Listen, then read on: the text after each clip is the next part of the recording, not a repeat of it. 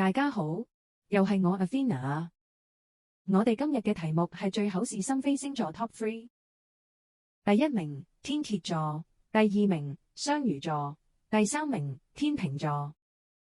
第一名天蠍座，口是心非指數94分。天蠍最擅長就係將佢哋嘅真心收藏喺層層保護之中。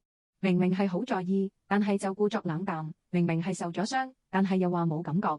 佢哋用沉默去維護自己嘅尊嚴，又會以疏離去掩飾內心嘅脆弱。表面睇落去，佢哋靜如止水，但心入面其實早已經翻緊巨浪。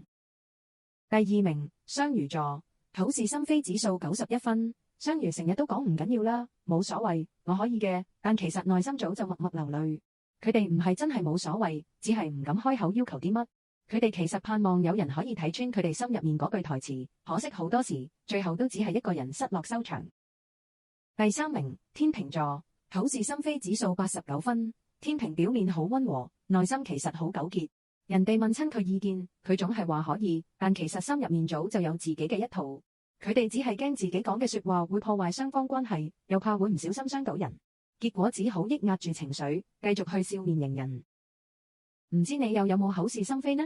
快啲留言話俾我知啦！